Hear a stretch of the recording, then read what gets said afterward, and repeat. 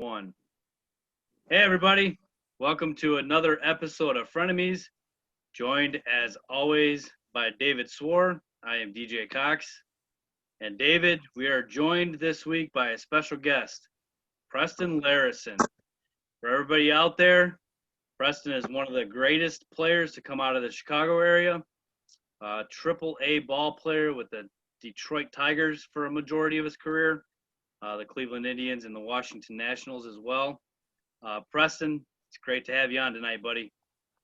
Thanks for having me, Deej.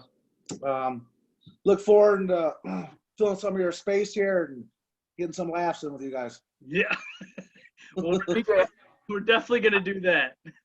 I have to know, with our first really celebrity guest here, did you promise to pay him or something? I gotta know how this worked out. We got a little deal under the table on this one, you know. Okay. Podcast moving along here.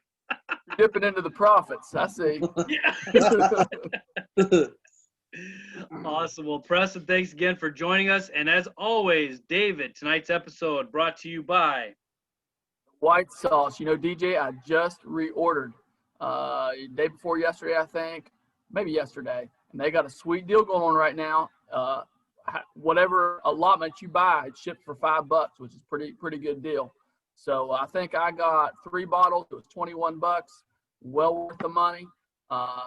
Preston, I don't know if you've ever tried this stuff right here, but it's Alabama White Sauce. DJ loves Alabama, the country singers, and also the state and the white sauce. So y'all need to go out and grab you some. Whitesauce.org. Our college baseball coach. Put this thing in a bottle. He used to feed it to us all the time, on turkey especially. We love it. We're promoting it for him, so get you some white sauce for sure. All right, David, so kick us off this week. You got your stupid hat on, so we'll go ahead and start with that team. White Sox recap. What an awesome week for the White Sox, DJ. They filled 2 major holes. One of them I'm super happy about. The second one, not so much, but you're happy about it, apparently.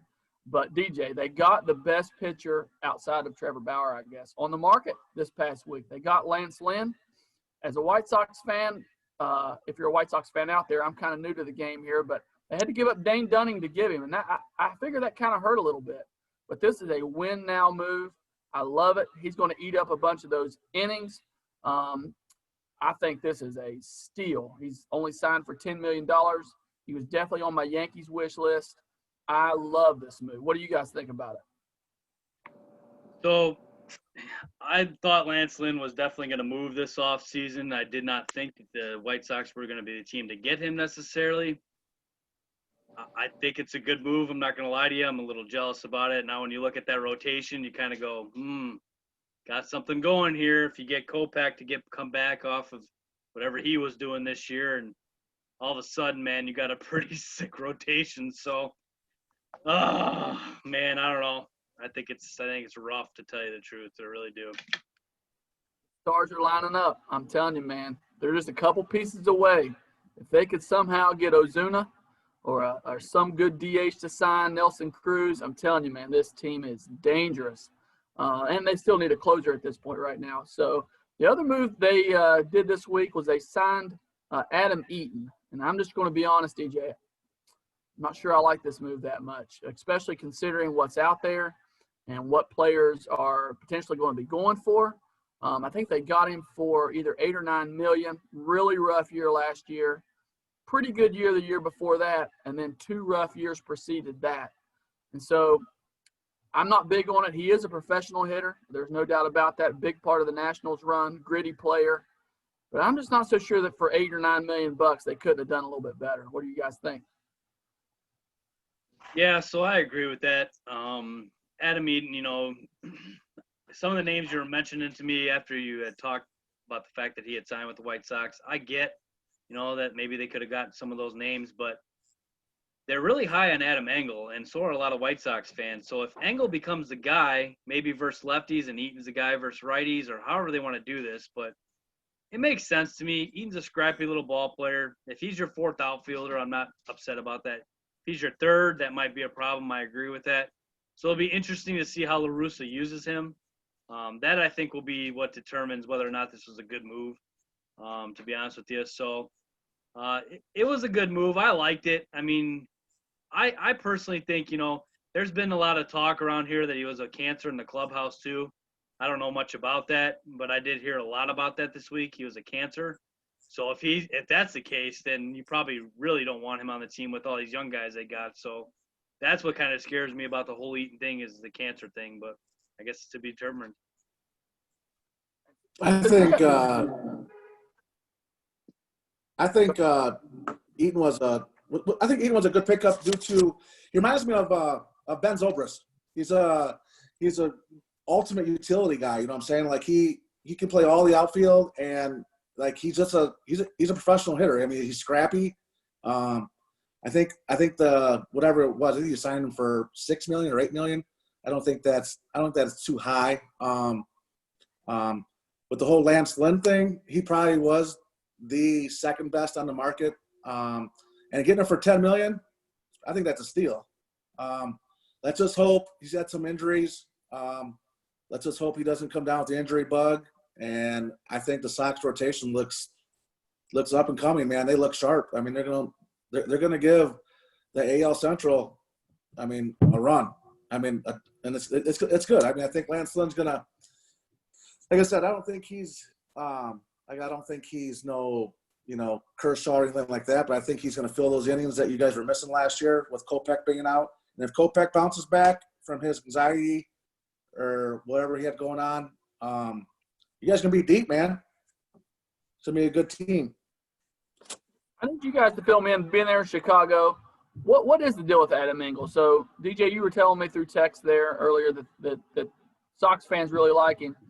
Looking just bird's eye view of Adam Engel, I don't get it. So he's older. He's not a young player. He's like 28. So what's with the Adam Engel love? So there's a lot of love for his defense. That's one of the main things is they keep talking D with some of these guys out in the outfield that they've had, and he's pretty much probably their best defender in the outfield, to be honest with you. And he's always been a defensive replacement towards the end of the game. So they just want to solidify him in the defensive role throughout the game with all the hitters that they have. They kind of felt like they needed somebody out there who could run a ball down for all the pitching they got. And so the main thing with him is the love of his defense for sure. Those guys are valuable. I mean, and maybe this all works out, like you said, a platoon. I think Eaton is a pretty good defender as well. So maybe this all works out. But just on the surface, I didn't love it. David Dahl got signed this week. $6 million, a lot younger, a lot better track record. That could have been somebody they could have looked at. Of course, they may know something I don't. There's just a lot of guys out there, man. Rosario is out there. He could have been had for $9 million. A lot better hitter. I know he doesn't hit from the left side, but anyway, just an interesting move. Here's the thing, though, David. They're not done, unfortunately, and they're going to get a few more guys before this is all said and done. So when the dust settles on what they've done, what they do the rest of this offseason, I think we can look back on the Eaton move and see kind of where he falls in after they pick up a few more pieces, which unfortunately is where they're headed from everything I've been hearing on the radio and everything, that they're not done by any means, and they shouldn't be with how the pieces have sort of fallen in place here. Now it's time to go after it and go to it, man. They're at that spot, so we'll see what happens here. DJ, go ahead and let's talk about the back page of the paper. Let's talk about the Cubs. So what happened this week in the world of the Cubs? So here we go. I'll run through this real fast here. Brendan Morrow, if you guys remember, Preston, who came up with the Dodgers for all those years, was a big part of their team. We had him on the staff for the 2018 season. He got a 1.47 ERA with 22 saves in 2018, was dominant for the Cubs. I was super excited to have him. Thought he was a great piece to the pen. And then all of a sudden, in 2019 and 2020, he's off for arm problems. So it's been a rough career as a Cub for him. He shut down actually at the end of the season as well, the 18 season for the Cubs. So he didn't make it through a full season. So a lot of arm problems there. In 2017 for the Dodgers, he had a 2.06 ERA, a 6-0 record, and 45 games pitched. in the postseason. 45 games pitched in the regular season. Then in the postseason, he comes out with a 2.45 ERA.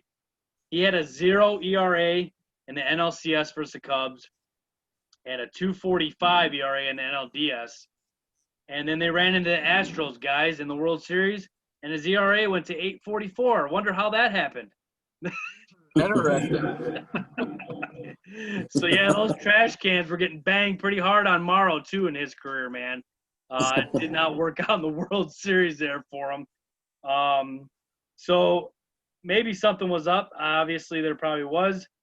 So he ends up signing with the Dodgers again, so they got him back. And if he can rebound, he's another one of those moves the Dodgers are making that's sneaky. You stash him away, ends up turning out. Good for them. It's tough to see him leave the Cubs this week because, you know, he did have a lot of promise, and they kept him around because they thought maybe he could help them out, but ended up not being the case. So that was one of their moves. And then they added Gray Fenter to the 40-man roster in the Rule 5 draft.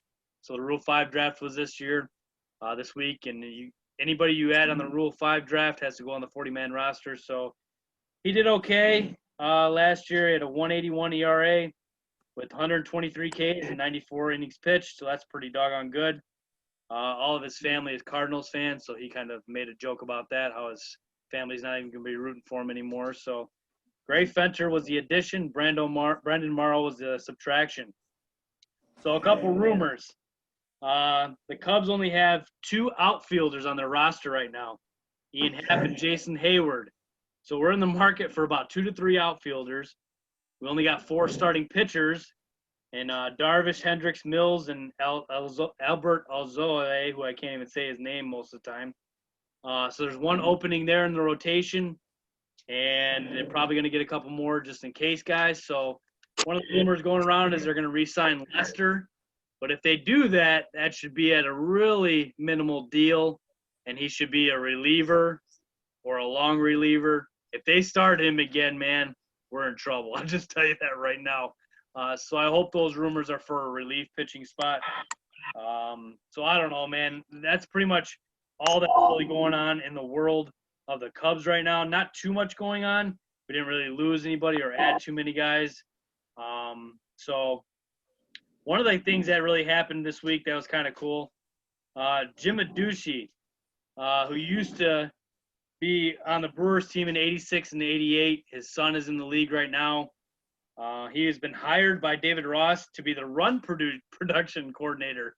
The run production coordinator. I don't even know what that is. Do you have a headset on? Is this like the NFL or something? I mean, you're going to be up in the booth? So what a job that is. And I just wanted to show you this, guys. I have Jim Aducci's phone number in my phone here. Call him up. Let's get him on the show. I got an MLB guy on my phone. If I called him, he'd probably charge me with harassment, but I used to work with the guy when I was working for a certain team that shall not be mentioned, but I know him from that. Yeah. But that's pretty cool to see him. He's a good guy, and I hope that everything works out for him. But that was an interesting job title. I'd never heard of that before. So everybody knows now there's a run production coordinator out there job for whoever. I guess it's like an offensive coordinator, but who knows? DJ, did you talk about who was hired for third base coach? I did not. What do we got there? We hired Willie Harris. Really? Yes. I did not know that. He will be our third base coach. Really? Is that the same one that played with the White Sox? Yes. Wow. Him, and I think he finished with the Nationals, didn't he? Yep. That's right. him. That's him. Wow. No kidding. So he'll be our third base coach. Yep. All right. So, Preston, I want to pick your brain a little bit as a Cubs fan. So we got rid of Schwarber. We got rid of Almora.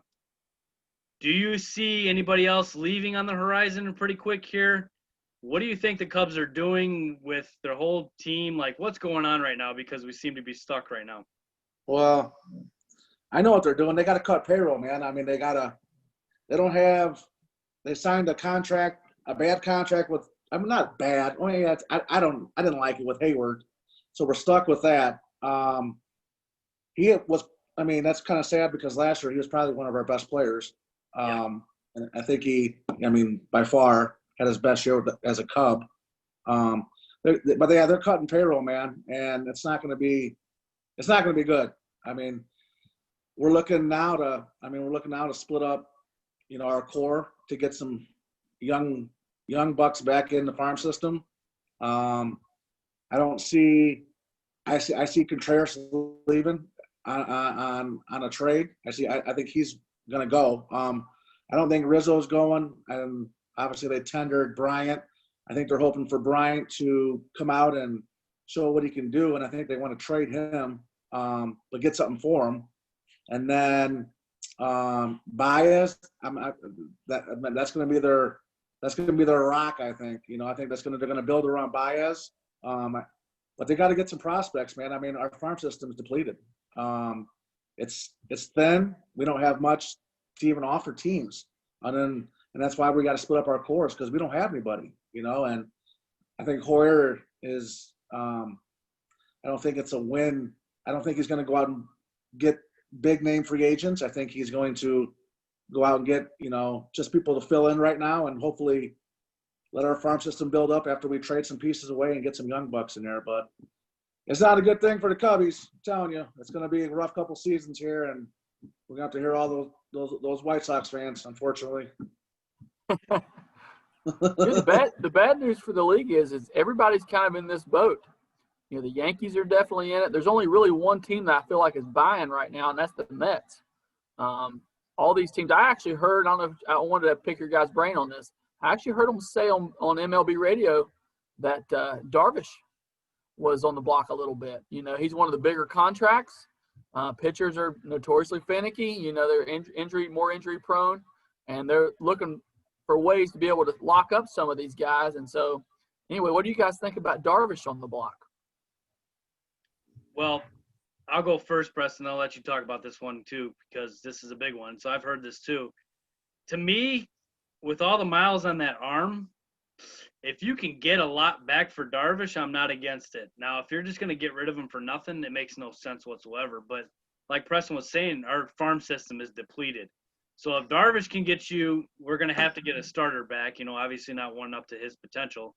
But if he can get you a starter to kind of Band-Aid and then some prospects, that becomes a trade you got to think about, no doubt. And I hate to say that because, man, you obviously are going to take a step back. But if you're getting a couple stud prospects who could be a big pieces in the future, maybe that's what they do. What do you think, Preston? Well, I mean, not to say you're wrong, Deej, but he had Tommy John, so he doesn't. That mileage on that arm isn't what you think it is. I mean, because I had Tommy John, and I can tell you real fast that I was a new guy. I really was. It took me about 1.5 years, 2 years to figure it out, but I never had any arm problems after that. And then I started actually feeling better velocity-wise and bouncing back every 5 days and getting into my rhythm and stuff. So, I mean, he had a lot of mileage on his arm. I think he's just now starting to feel comfortable with the Cubs and his living arrangement, and people around him are making him feel comfortable. I think he's starting to gel. I think it's a good thing. Now, I'm totally on board with you on if we can get a package for him. Now, it's got to be a good one because, I mean, like you said, I don't think the Cubs are stupid enough just to trade him for a couple minor league prospects. I think they got to get a pretty high level package here for him because obviously then all we have left is Hendricks, Mills, and the other guy. But I mean, I don't know. I just think it'd be sad to see him go when he's starting to just fit right in with us. Like I think he's finding his groove finally, and I think he's comfortable being in Chicago. But if we have to dump him, and Hoyer's like, hey, we're in a rebuild mode right now, and we can get something for him, all for it. It's a good point, though. Like you were saying, to me, he was the NL Cy Young Award winner this year, no doubt. I think he deserved it over Bauer, and I know it's a little biased, but his year. David, don't shake your head at me. Bauer was 5-4, 5-4, and he won the Cy Young. There's something wrong with that. Okay, Darvish was 8-3. I'll take 8-3 over 5-4. That's literally the only category that he beat Bauer in, like the only one. Well, I think Bauer. And I'm a dire Cubs fan. I think Bauer probably, and I'm gonna be. I know this from just being experienced. I think Bauer didn't get any run support because I think he is a cancer. I don't think he's. Yep. I don't think the Cubs would even go after him, just due to the fact that he is not a good clubhouse man. I mean, I've heard that from multiple people. And if you like a person, you're going to play well behind him. You know what I'm saying? He doesn't seem to care. I think he's going to go where money is. I think he's a money guy.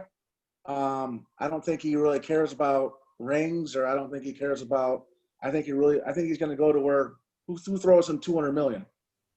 So I don't know. I think Bauer. I'll be honest with you. I'm with you, Dave. That I think Bauer got it. I mean, I think he got it. I don't like him. I don't like him at all. I think he's his ego is so big that he needs to get it back down. And but I just would like Darvish to. I like Darvish. I want him to stay. Yeah. So I as crazy as this, I was thinking about this the other day, and I don't know why I've never thought about this before. But when Francona went out and got Bauer, and he turned and chucked that ball over the center field fence, that was the most idiotic thing I've ever seen. First of all, however, he threw that ball about 340 feet over that wall. 60 feet away from home plate, and dead center's 400. He chucked that thing well over center field. That's crazy to me. That I'm sure Preston can do that too, but my gosh. Not anymore. Back in the day, though. But, man, unbelievable, man. So. But that's, I mean, but again, back to, like, I don't want that guy on my team. Right. I mean, you're disrespecting the game. You just disrespected one of the best managers that's ever managed. Yep. And you just did that to your manager. I was going to say, props to Francona, man. He must have marched in that GM's office and said, hey, he's got to go. One of the best pitchers in the game. And he said he is not going to start another game. Bye. He's out of here. And they did, man. They sent him on the way. That took some backbone right there. Yeah. He was ticked. Francona was so ticked. You could tell. And Bauer was kind of like, sorry, coach. Sorry. He's like, shut up, dude. Go sit down. What a mess. So, yeah. So, all right, guys. So, now it's time to transition here. We're going to go to the Detroit Tiger talk. Mr. Preston here, buddy. All right. All right. So, Preston, recently you joined the 40 Club. Happy birthday, buddy. Welcome Thanks, to buddy. the club, man. Yeah. It's getting old. Yes, sir. We getting are. old, buddy. David, how far away are you from the 40 Club? Turned 40 in September. Yep. So you're right there with us, man. Nice. Not DJ, fun. when did you turn 40? I did in April. April. Yeah, so I'm the old fart of all of us, I guess. But also, man, I just want to say congratulations on recently making the West Aurora Hall of Fame. My only question to you is, what in the world took so long? Yeah, well, you're not the only one that has had that same exact question to me. Unfortunately, it's how it works is it's decided by the board, and the board is made up of some people that, I wouldn't say hate me, but don't really care for me. And I don't know why that is. It was always they loved Greg Miller and Greg Miller this and Greg Miller that, and for the baseball side of it. So, yeah, I mean, it is what it is. I mean, I'm in, and that's all that really matters to me is, I knew eventually I was going to get in, and I had my family there. My mom came, my dad came. I got a plaque. I'm up on the board. So yeah, man, it was a good night. And what was cool about it, since I worked there, and all the kids love me because obviously I'm in the hallway and stuff with them, and I have a good relationship with kids, and help them with life situations and stuff like that. Man, that place went bananas. When they called my name, that place went bananas, which I got goosebumps. It was cool, man. It's a proud honor. And like I said, it was it'll be a night I definitely remember. Well, that's awesome, man. Definitely congratulations on that. If had I known that was going on, I definitely would have been there for you, man. I feel bad that I didn't know that was going on. I thought for sure that you already were in there. That's why I never, thought for that was even going to be up for consideration anytime. I mean, like you said, we were in high school like 22 years ago, so I thought for sure by now you were in there. But long overdue, man. Congratulations, well deserved, man. And so thank you. Hey, did your kid sit on your hat? Yeah. I think it's all messed up, man. I think I found it at the bottom of my little over there, and it's like I should have put it in before I came on the show. After having played with you 4 years, I would expect nothing else. It amazed me. It's funny. I'm even dressed right now, Preston, so just be happy I'm dressed. Hey, you got any socks on right now, DJ? Are they flopping? Oh my gosh! What is it with you and the floppy socks, man? He's like Let me see it, DJ.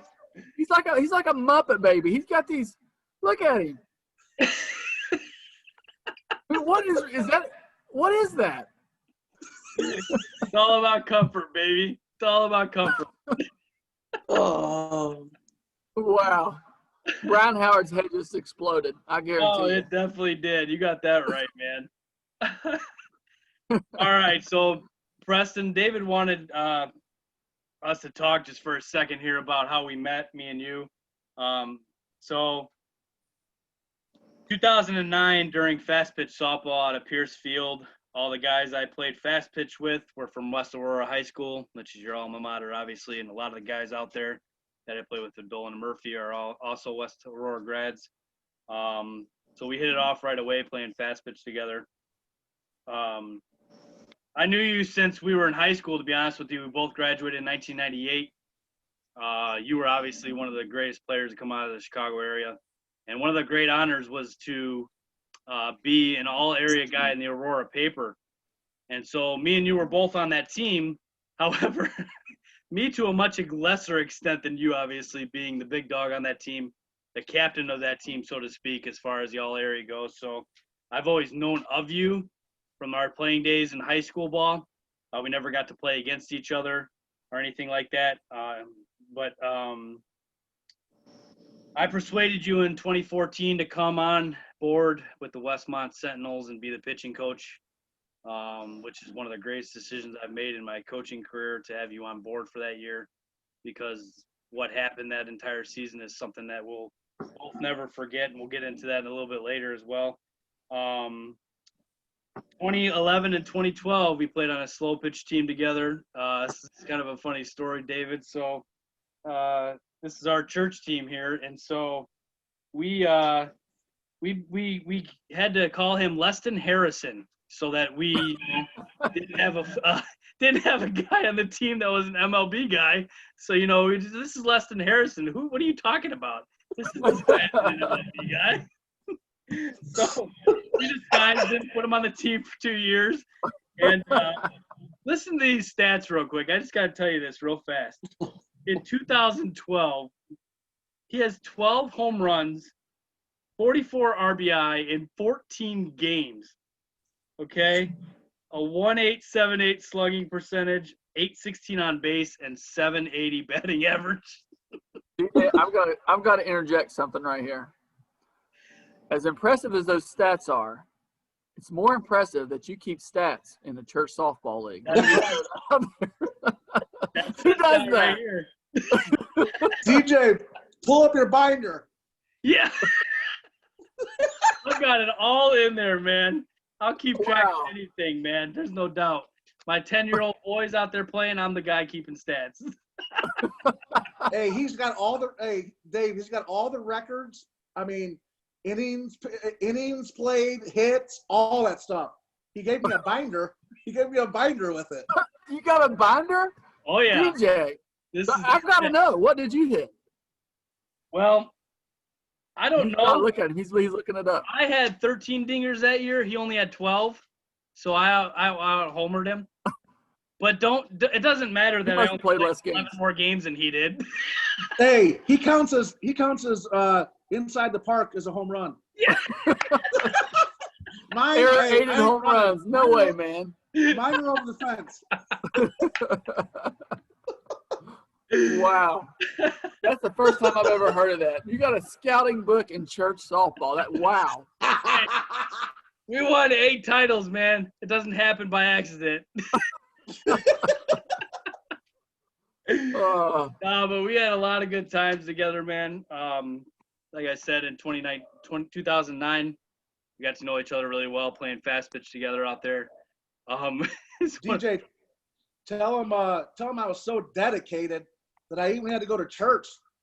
Yes, you had to go to church twice a month too to be eligible, and there was being the good boy in church. That was another good thing.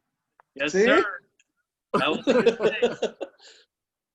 So, all right, that was a little bit about our background of how we got to know each other. So now we're going to talk about your career a little bit, Preston. So, we already mentioned you played for West Aurora High School. Can you talk a little bit about the varsity team that you guys had? Obviously, you had 2 pros on that team, and you and Greg Miller. So how far did you guys get? How was your varsity career at West Aurora? So, I mean, it's kind of I only played 2 years. Okay, so I was like a late bloomer. So I had my freshman year, just normal. Sophomore year, normal. Then junior year, I pitched and played third. I mean, like I said, I was a good hitter and stuff. And then we had my junior year, we had Greg Miller. He got drafted by the Boston Red Sox in the 5th round out of high school. He was a 6'6" lefty, committed to Texas A&M. So me and him, he was whatever, vice versa, whatever. He was 1, I was 2, whatever you want to do. It didn't really matter. But unfortunately, with the staff that we had with us too, we only made it to the sectional finals. We would have made it a lot farther if we didn't have a center fielder that we had 2 ejections that game. So our third baseman got ran over, and then our center fielders went over, decided to punch the kid that ran him over. So he got ejected. Our third baseman got ejected, and then so it was 6th inning. I had the bases loaded, 2 outs. We were winning like 2-1, and the ball line drive was hit our center fielder. He ran in on the ball. The freaking ball went over his head. Scored all 3 runs, and then we couldn't come back. So ended up losing that game, and then Miller was going that next game. So yeah, but I mean, I had a good career, man. I had a good career in high school. It bloomed out late, like I said. I was a heavier kid back in freshman and sophomore year. Thinned out my junior year, and then thinned out a little bit more. Grew a little bit on my senior year. But I was a late bloomer, man. I didn't have any scholarship offers. I didn't get any looks from any schools. I'm talking JUCO, 3, Division 2, okay, definitely not Division 1 until, I mean, probably I want to say probably not even until after my first start in my senior year. And then a lot of Big Ten schools started to hear about it, and they all came. I got no looks from down south. As far as south was Evansville, which I just that's where I ended up going. What the ironic thing is here is then I started getting mail letters from scouts, and it just started getting crazy. You know, I mean, I had guns at every single game, and I mean, it was nuts, man. It was kind of overwhelming to be a senior in high school and have 20 scouts there, and I mean, it got kind of crazy. So, make a long story short, I chose Evansville. My family was not very didn't have the money to send me anywhere else. I had to pay for a scholarship. I got a full ride, which was 90% from Evansville. So I chose there, and I didn't even go see the school. and the reason why I didn't go see the school is because it was so late that I was in the middle of my season. I couldn't even take a weekend to go down. So signed there, but I was being told I was going to be going top 5 rounds. So I was like, well, school, who even cares, So then when draft day came around and, they were in the 15th round, I'm like, oh boy, this is not good. I don't even know what the school looks like, and then when I got drafted in the 20th round by the Rays, then I was like, uh-oh, what do I do now? But I had a good career, man. I mean, I miss my high school days. I miss all playing with, Cooper, Hewitt, Goodishaw, all those guys that you play softball with. And, I mean, I miss those guys. I mean, I still hang out with them now every once in a while. But, no, man, I was happy with my high school career. Well, I'm going to ask you, Preston, you didn't play at all your freshman and sophomore year? So I played, but not very much. I played like third base. My mind. I played third base and I pitched a little bit. And that's only because I had a good arm, I was heavier set, so I was slow. So I didn't really get a fair crack at it, I would say. Then I lost a bunch of weight going into my junior year, and then just snowball effect from there. So now, right now, you give lessons and that kind of thing. So did you do any of that kind of stuff to help you get to the next level your junior and senior year, or like what happened? Wow, that's a great question. That's a very good question. Like I said, we didn't have the money to do that. I didn't have money to – and actually, the only thing that was around, and DJ might know this, was Jack Bracani. And he's the only thing that was around with back batting cages and stuff like that. But I didn't have any help, man. I mean, my mechanics were pretty much taught by all the dads that had me 8, 9, 10, 11, 12, 13, 14, 15, like it was all them. And I don't know, man. I want to say I gave it me losing weight and me losing weight and then me growing a little bit. I think that's what did it, because like I said, I've always had a good arm. I mean, I played dodgeball and I play all that, and then I could whip the ball. I mean, I just had a good arm. And then when I got the opportunity to shine, God was with me and at the right spot at the right time. And how baseball is timing, man. It's all, if you're at the right spot at the right time and you get looked at by the right person, and it just takes off. Yeah, you know what this reminds me of when he was telling that story? I remember our freshman year walking in on Coach Hall's big board and seeing the name Ben Foster, which Ben Foster is the guy that played minor league baseball. And that story right there is how a guy like Ben Foster ends up at little Tennessee Temple University. I mean, it just, again, I bet the coach at Evansville was like, what? I can't believe what just showed up at my door. I mean, that just blows my mind. What an awesome story, man. That's super cool. I didn't know any of that. So that's awesome. Yeah, and then what even stemmed to go a little bit farther than that, like I didn't know who Jim Brownlee was, and he was a drunk.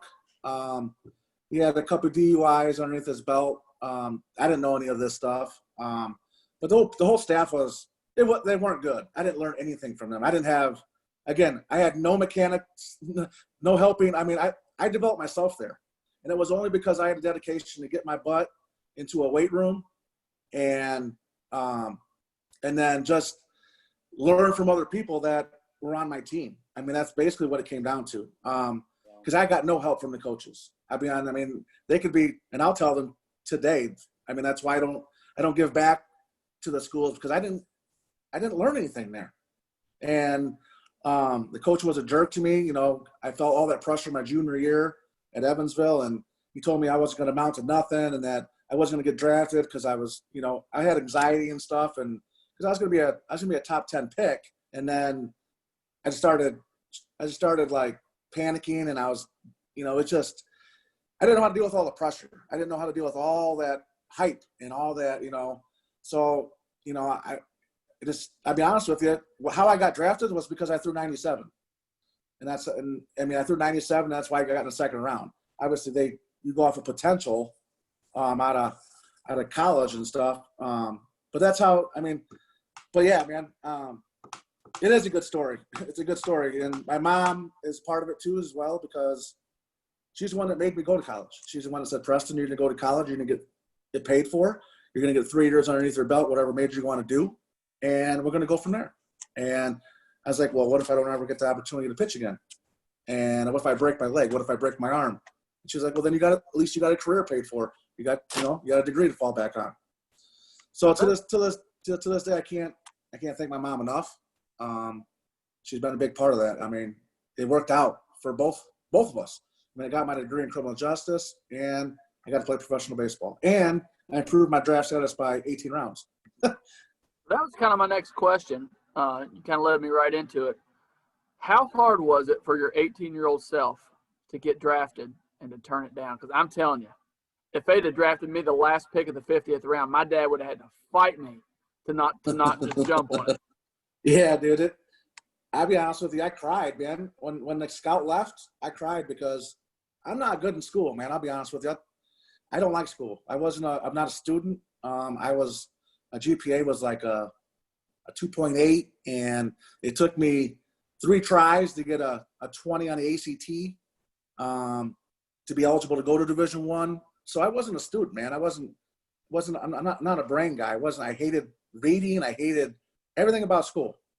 And when he left, man, I just sat there and I just cried, man. I was like, am I making the right decision?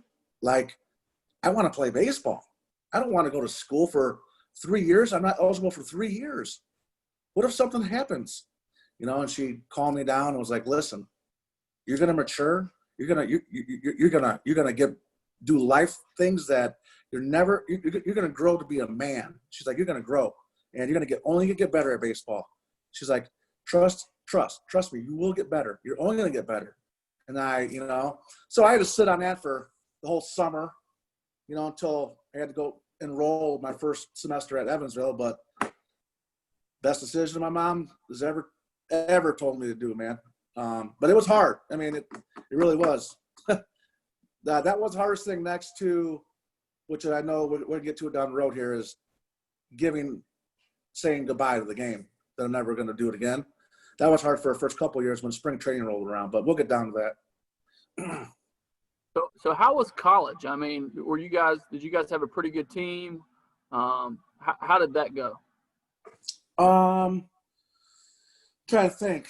My freshman year, we made it to the regionals. We actually went down we played Florida State in a regional, so we were pretty solid. I wasn't actually on the radar until one of our starters went down at Wake Forest, and he went down that day. He came up sore, so coach was like, "Hey, dude, you're starting today," and I'm like, "What?" I was mostly out of the pen. So you're starting today, and then I pitched. I don't know what I pitched, like 6-7 innings, shutout ball, struck out like 8 or 9. So I mean, and then it just took off from there. So college was fun, man. I had a great time with the group of guys I was with. I learned a lot from the group of guys I was with. I just wish I had better coaching, but that's all. All right, so transitioning now to the minors. So starting with where you first landed in the minors, like your first job in the minor leagues, just give a little recap, kind of like talk about the minor league life, so to speak. Like, how is it from transitioning from college life into minor league ball?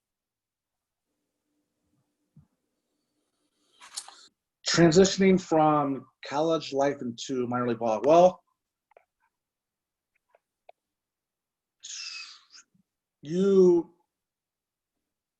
going into minor league ball, all you do is, you wake up. It's kind of cool. You wake up every day, usually 10 o'clock, whatever, and then you go to the gym, because usually the minor leagues didn't really have gyms in the facilities, so we would wake up, go to the gym, and then, you're living out of a suitcase. You don't, like in college, you live at a house or a dorm or whatever. Basically, you're living out of a suitcase because you're on the road pretty much every other week. And then when you're home, you're renting like an apartment or whatever with a couple other guys.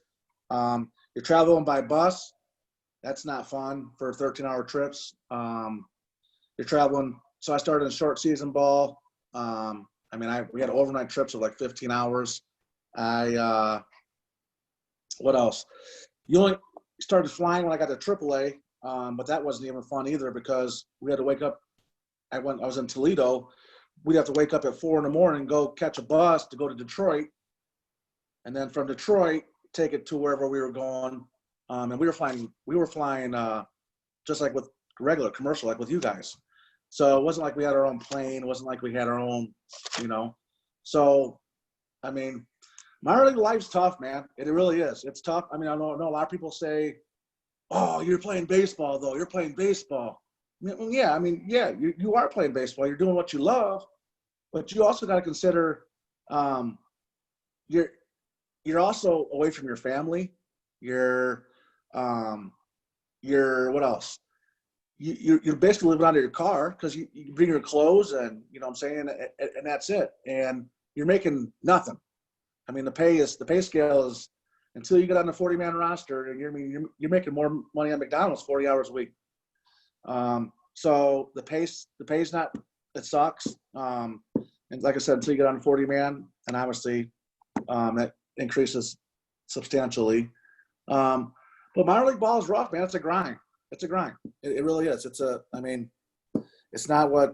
fun, but it's not something that, that I could do for 25 years. I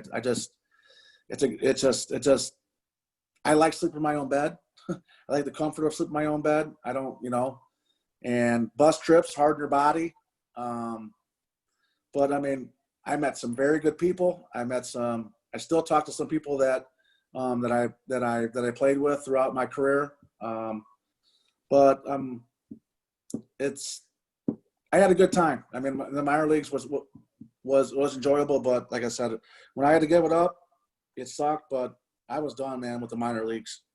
So that's just a little bit. I just touched the surface a little bit because I know we got a lot of questions. So I got a couple questions with relation to minor league. So what was your favorite stop? What was your favorite town? Louisville.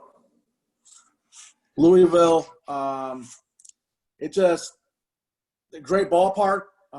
Sold out every night. Toledo did too, but Toledo, like the scenery, like the afterwards, the entertainment stunk. It wasn't fun. Louisville, you literally leave the field, you can walk to the hotel, and then it's just, you got bands, it's just loaded with entertainment and stuff. So yeah, that Louisville and Indianapolis probably my top two. So my next question is Charleston, West Virginia. We have a minor league team. It's been the Wheelers, the Alley Cats, probably is what it was when you were playing. So my question is, did you ever cross paths with Charleston, West Virginia? You ever play in the Sally League? No. I played in the short season A-ball. Then I jumped to Florida State League. And then I jumped to Erie, Pennsylvania, which was the Eastern League. And then I played in the Toledo, which was an international league. Even when I went over to Syracuse and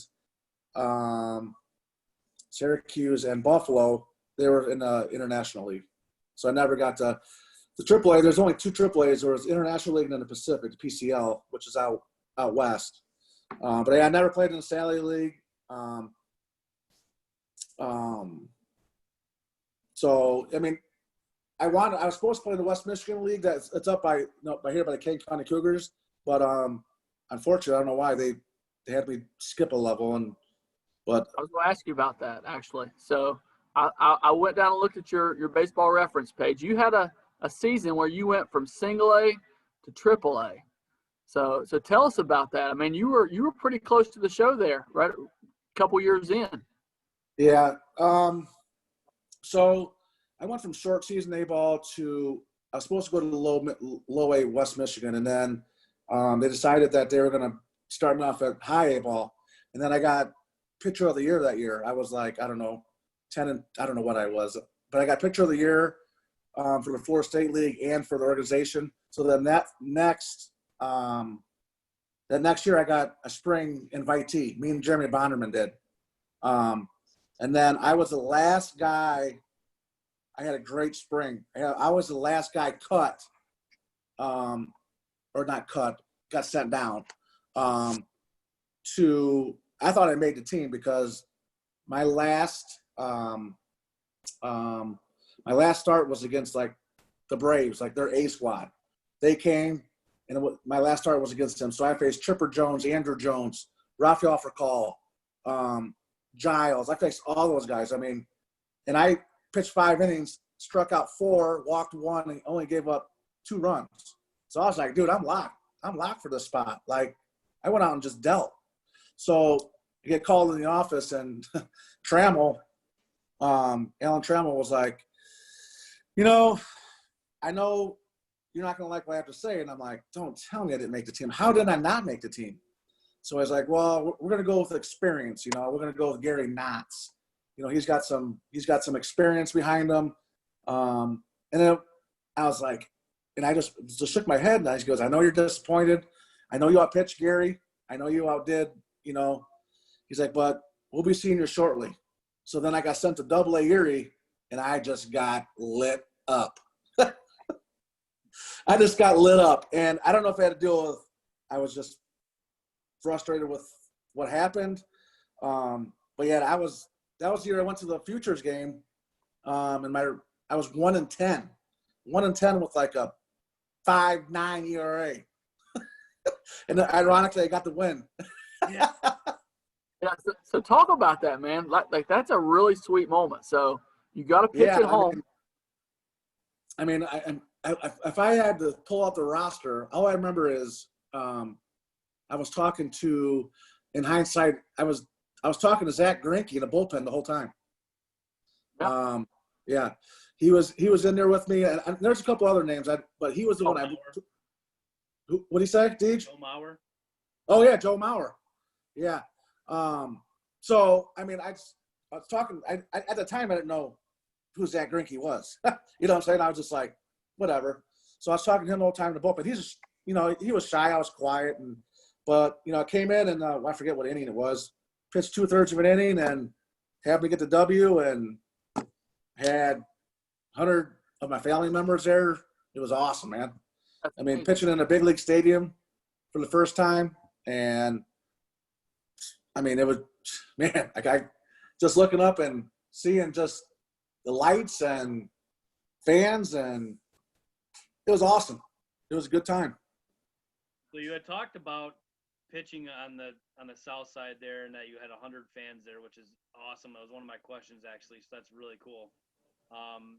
I went home just after graduating college, and that game was on, man. And I'm like, oh, here's Preston. Like, this is cool. And you were literally on the mound for 4 minutes, and you got the win, man. That was awesome. 4 minutes. Because I just watched the game on YouTube a few days ago, just kind of went through it a little bit, and saw when you pitched there and sent it to David. And I was like, check this out. He pitched for 4 minutes, got the win in the Futures game. That, to me, was an awesome moment for you. And Peter Gammons was actually talking during that broadcast about you, and he's like, you know, the record's deceiving. You know, they're here for a reason. This guy's going to make the show. You know, like he's on the fast track, and he thought a lot of you in that game. And, man, I just thought that was incredibly awesome to see you make it that far, to be at the stadium in front of, you know, home fans, in front of your home family. Just had to be one of the thrills of your career, no doubt. Yeah, it was. I mean, it's especially at being my first time and on a pitcher's mound, you know, in a big league stadium, and for it to be in Chicago, that was great too. You know, and just real quick for our people out there listening, I did pull up the roster here. Here's the major leaguers that I'm aware of: Neil Kotz, Gavin Floyd, Zach Greinke, Edwin Jackson, John Maine, Royce Ring, Jeff Mathis, Joe Mauer, Josh Barfield, Khalil Green, J.J. Hardy, Ryan Howard, Adam LaRoche, Kevin Youkilis, Grady Sizemore. I mean, that's amazing. That is amazing that you got to play with those guys. And the guys on the other side, you know, guys like Robinson Cano, Edwin Encarnacion.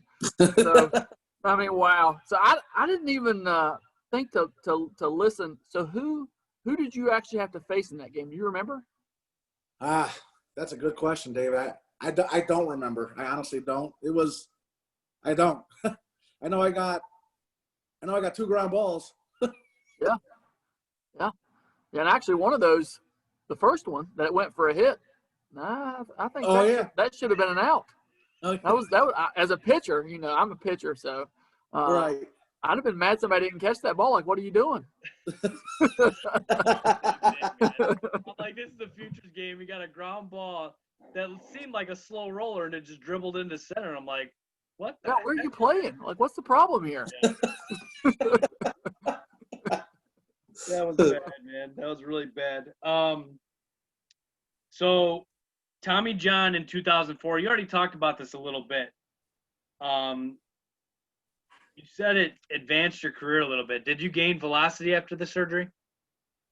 I wouldn't say I gained velocity. I just got stronger. I was able to sit at like 94, 95 for a longer period of time.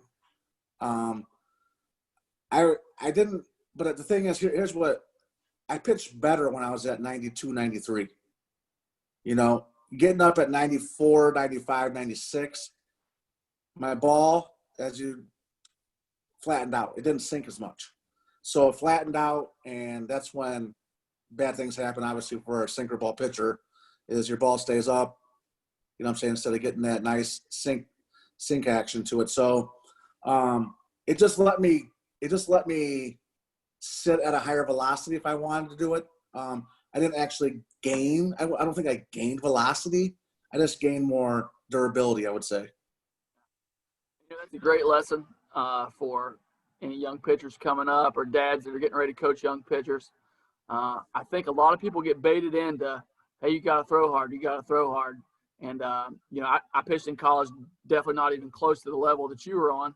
But in the back of your mind, you're thinking, hey, if I'm ever going to make it, because that's everybody's dream, I got to get this velocity up. And all that does is straighten that ball out. And Preston, I got to tell you something really hilarious, and I'll get off talking about me because we want to talk about you. So I was like you. I had no coaching other than my dad and whatever coach I had in, rec ball or whatever. And so I come to Tennessee Temple. Whatever mechanics I had taught myself. Whatever pitches I had pretty much taught myself. And so it took me, my first year, our catcher would come out and say, man, what are you throwing? That ball's just diving. I don't know, So come to find out, it took me a couple of years to figure out I was throwing sinkers. I didn't even know it. So anyway, it's pretty funny story. That's good.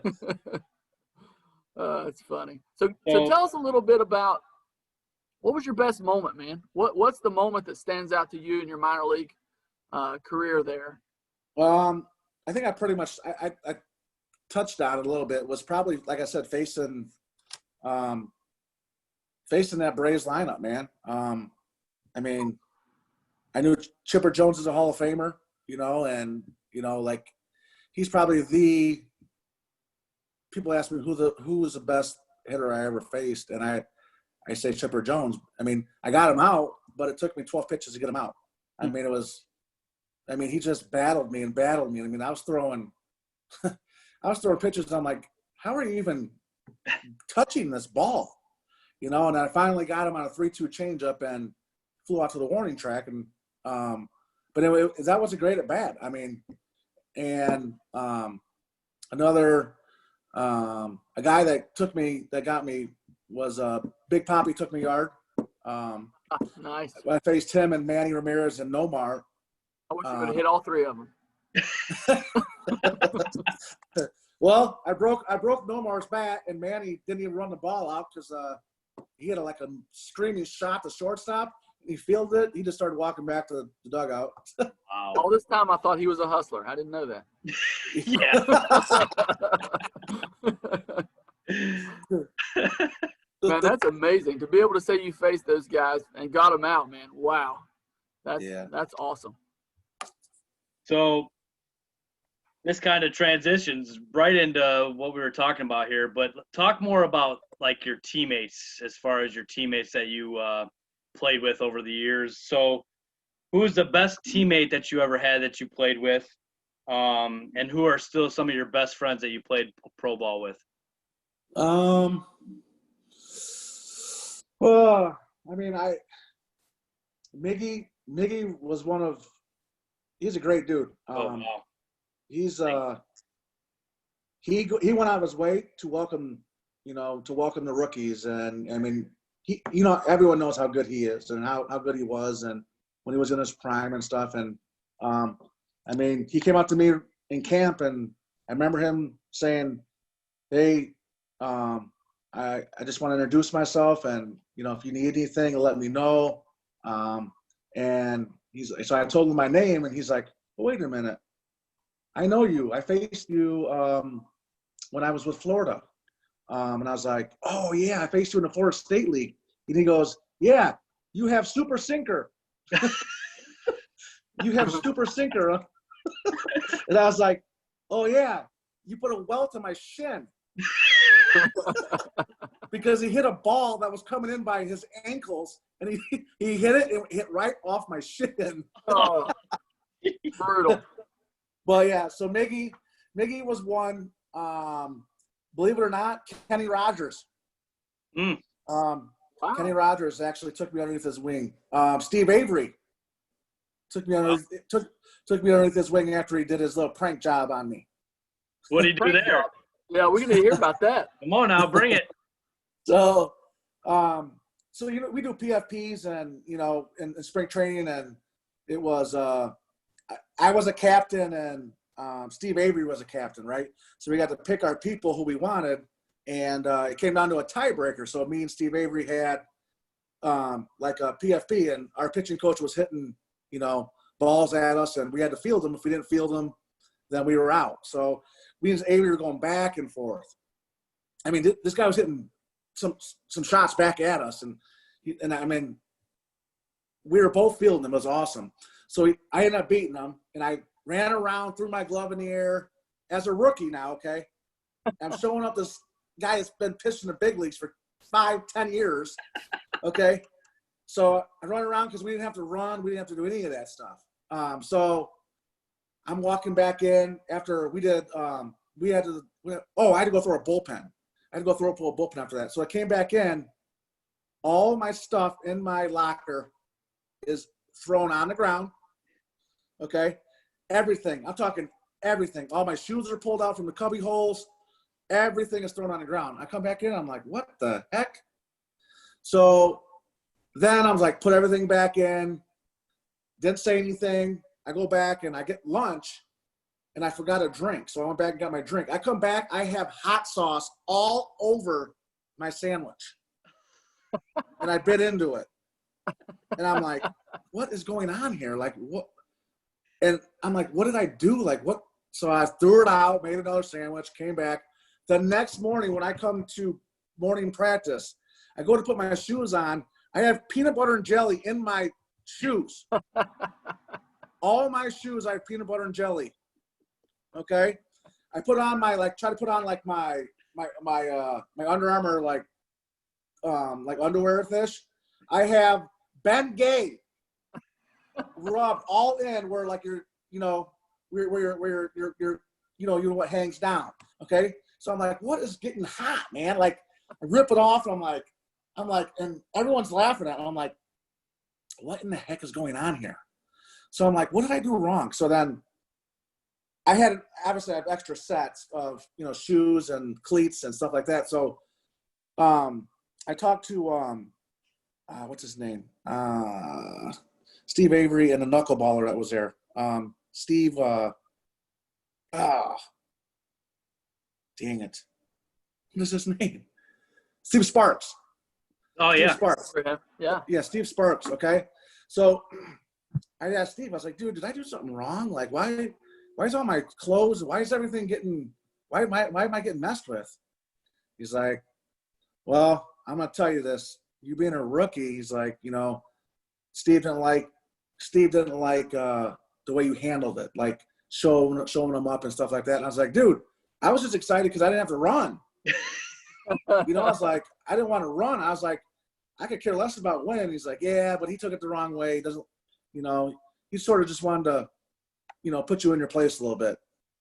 So I was like, all right. So I was like, should I apologize? Should I, he's like, that wouldn't be a bad thing. Go up to him, apologize, say this is what you meant by it. So I did. And so he's like, hey, listen, man. He's like, you look at it and do more. You're like, you just don't do that. It's unwritten rules. You just don't show people up that have time. And what I'm saying, you're a rookie. You're pretty much supposed to be. No one's supposed to know about you. So I was like, okay, well, sorry, man.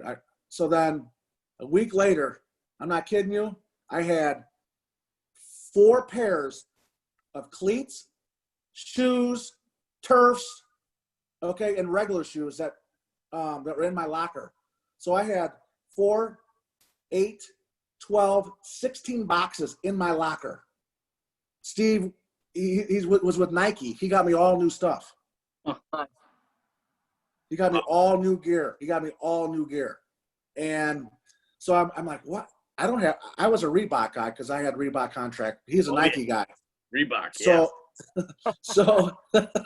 so I was like, well, this ain't mine. This is Nike. I don't have Nike, So then Steve comes over. He's like, listen,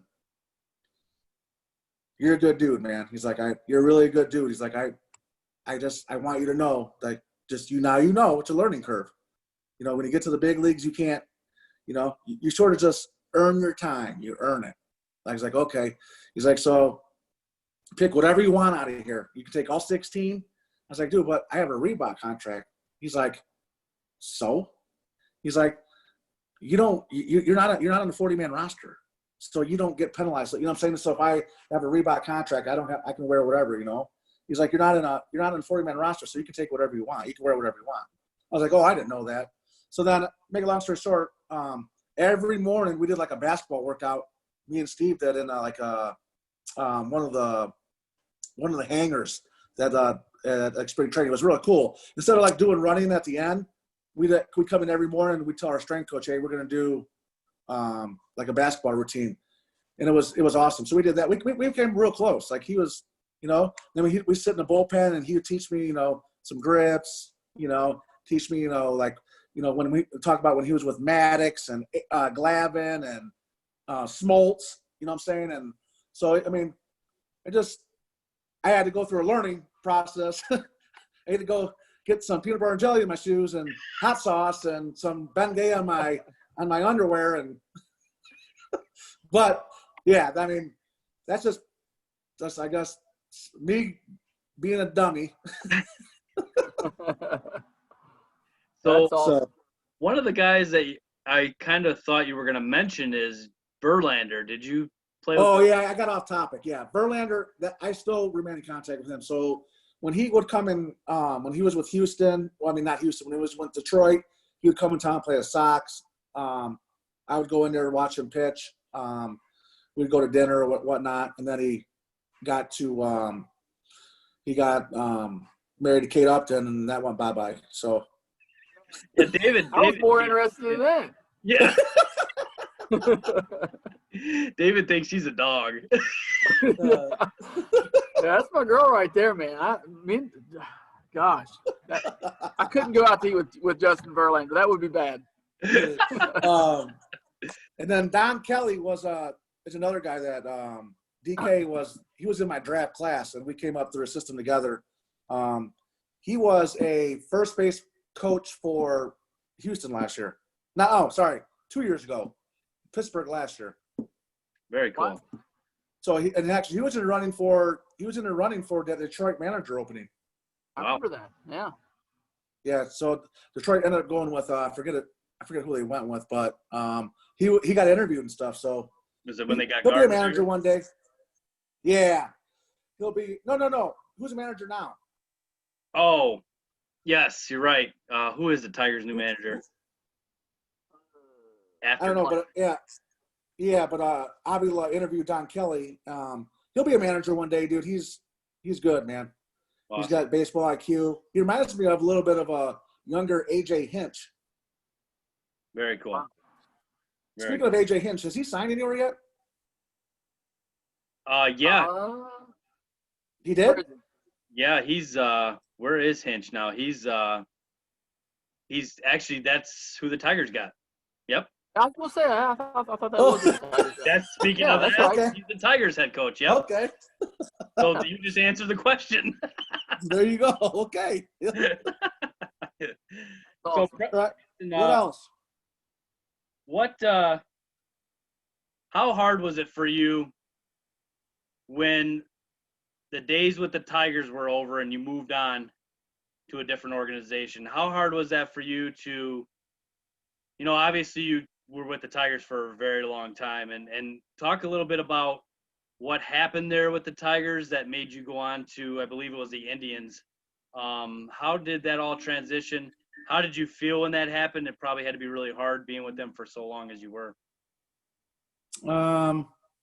Actually, it's kind of bittersweet because I was out of options, and I was going down to spring training when Dombrowski called me. And he's like, "Hey, we're taking you off the 40, man. You got to clear waivers, and if you clear waivers, then you will be a free agent, basically." So then I was like, okay. So I cleared waivers. I became a free agent, but I wanted an out clause in my contract. So if I wasn't called up to the big leagues by All-Star break, I had an option to leave, and they had to release me, and I could go somewhere else. So I remember it was my last game. I was actually in Columbus, Ohio. We were playing the Yankees. Clippers. Yeah. Yeah, the Clips. And it was my last game there, and I had like a low 2 ERA. I was pitching well. I was dealing, and obviously all over the bullpen. And I pitched my last inning there, and I was like, "Is this gonna be my last inning as a Tiger?" So I got my agent called and was like, "Hey, do you have any foreseeable future for Preston getting called up? He's got an out clause here tomorrow." And they said, "No, he can take his release if he wants it, but we don't see calling him up here anytime soon."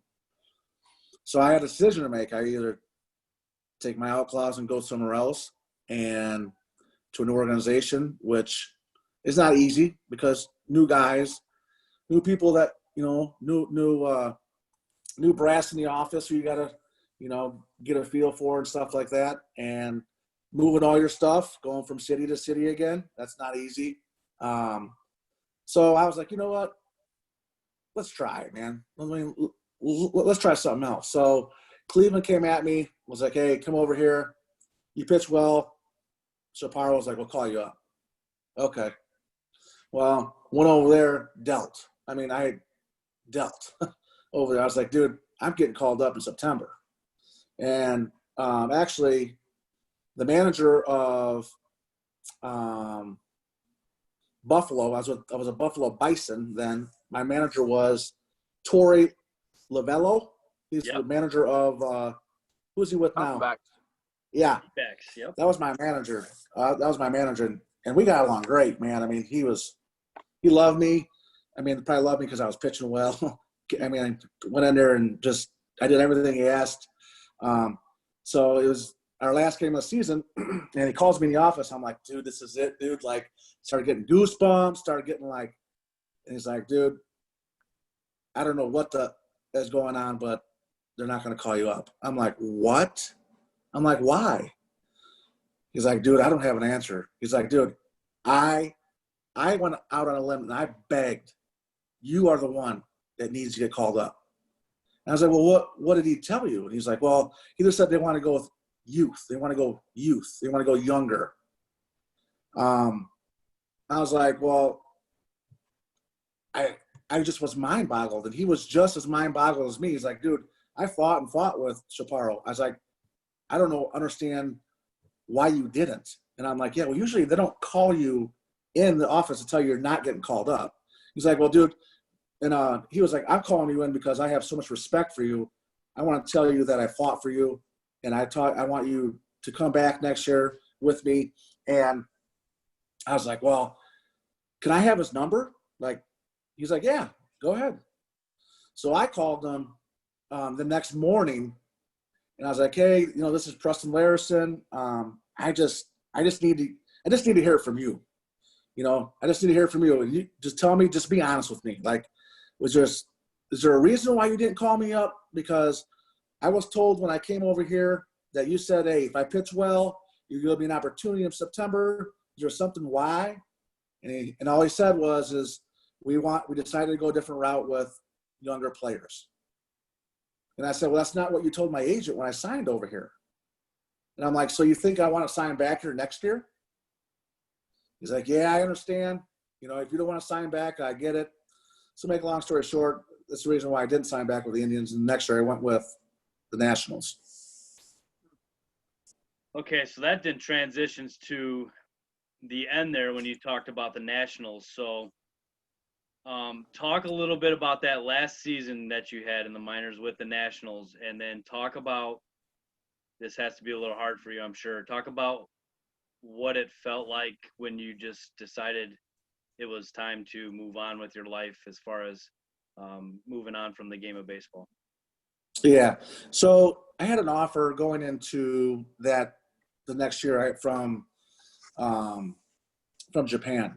I had a guaranteed offer going over there playing for a year, but for people listening, once you go over to Japan and you don't produce, you pretty much end your career. You're pretty much done. So I was like, well, kind of, do I do it for the money and I go over and take the risk of not pitching well, and then my career is done, or do I take another shot playing over here? So then Washington Nationals came after me pretty hard. They're like, hey, listen, what's his name? Bowen was a GM there at the time. And he loved me. I mean, I talked to him on the phone. He's like, dude, I'm telling you, our bullpen's wide open. Like, come in here, pitch well in spring training. I don't see why you would not come out. Well, 3 weeks into spring training, he gets canned. And he gets canned for doing some illegal stuff over Dominican Republic or whatever, some shady stuff over there. Well, then Rizzo comes in and knows nothing about me. Nothing. So I got sent to AAA. Didn't pitch well in the beginning. Had an injury. Then I pitched. I came back from my injury. It was just a shoulder strain. Came back, pitched like it was like, I don't know, 10 or 11 scoreless. Pitching well. And then I got in Rochester, I got a line drive hit off my thumb. It was a two-seamer. Came back over the middle to a lefty, and he shot it right back at me, and it blew my thumb up. I thought it was broke. And then, so I was on a DL for probably 2 to 3 weeks for that. And I came back and I had one outing. I gave up like 5 runs in like 2/3 of an inning. Next day I get called in the office and they released me. This was just before All-Star break. So talk about the worst feeling in the world. Not knowing what is next in your life, because all you've done is play baseball. That was probably the weirdest feeling. I'm like, whoa, what do I do now? So I had a long talk with my agent, and he's like, well, do you want to play? And I'm like, yeah, but I only want to play if it's at the AAA level. So I was like, I don't want to be that journeyman that goes down to AA, comes back up to AAA for a game, goes back down to AA, goes up to AAA for a month. I don't want to do that. At that time, I wanted to start a family and stuff, and so he's like, well, just take a week to think about it, right? Take a week to gather your thoughts, and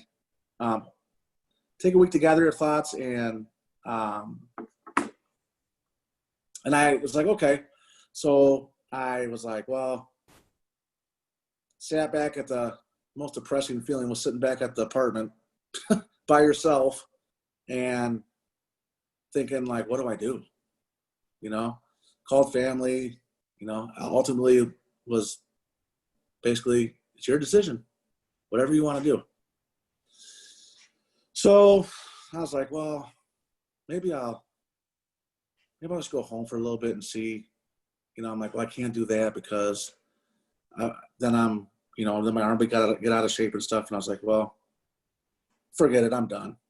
And the reason why I said that was because I was like, well, I'm not going to go back and forth and try to be this guy that I'm going to start a second chapter of my life, So I was like, I didn't know what I wanted to do, but I knew I wanted to start doing whatever my second part of my life was going to be.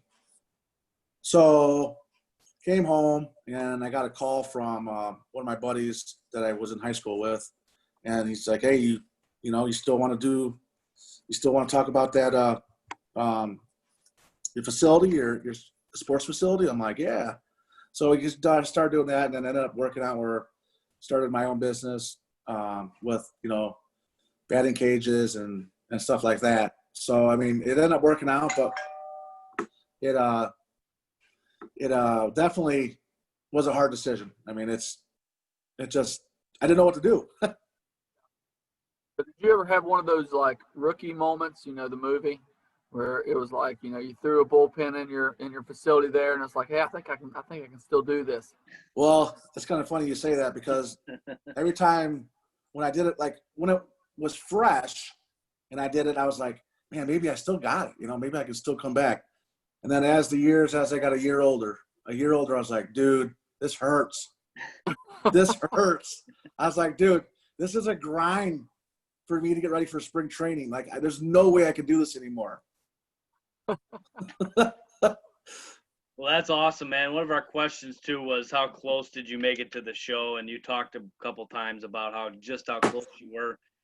Honestly, I don't think you can get any closer, Preston, than what you did. You were one guy away, so to speak, twice, I believe, from getting the call up, and that's amazing, man. You may look at that as something that's tough, and I'm sure it was. Obviously, the ultimate goal is to make it all the way, and you were so close, man. But I just wanted to say, man, what an awesome career you had, man. It was truly phenomenal coming from around here, man, and just dominating like you did in the minors and coming so close. And I was a big fan of yours, watching, since we were the same age, going through and everything. And so transitioning a little bit here, Preston. So now you start your coaching career too at high school ball here, and right now you're back at your alma mater coaching. I just wanted to, if you could spend just a minute or two, just talk about the one season we had together, the 2014 Westmont Sentinels team that finished third place in state. That the staff that you had and the pitching that you had on that team, and the great job you did coaching, man. Just talk a little bit about that team means to you, man. Go for it. Yeah, I mean, I got lucky enough for DJ, for you to reach out to me and actually get me a paid position at the time. I was going to school, and I didn't know actually what I wanted to do, and I knew I volunteered year before at West, and that season that we had, it was a special team, man. I mean, we had some good players, and going downstate, I obviously I've never done that as a player or a coach until that year with you, and just being with the kids and stuff, and going through that with you guys was special.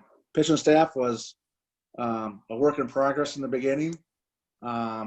We had talent, but that talent always didn't, in the practice and stuff, always didn't work out the way we wanted it to. But we had kids that loved the game and that actually came to practice and actually got better as the year went on. I just think that the kids were dedicated, and I wish we could have played down in, well, we were Springfield, right? Yeah, Peoria. Peoria, yeah, okay. We were out in Peoria, and we got third place by a flip of a coin. Sure did, man. We got lucky in that fourth place game. We won the. I got every call right in that whole playoffs. I couldn't believe it, man. The one call I got wrong, the guy picked that he wanted to be the visiting team. So I was like, oh, okay, you moron. Thank you. So, man, yeah, one of my favorite moments, man, and I've gone through a lot of the video and all that stuff from that season too. And we win the super sectional game 2-0 when our offense got no hit, as you remember, obviously. Zach Moran pitched a phenomenal game that game.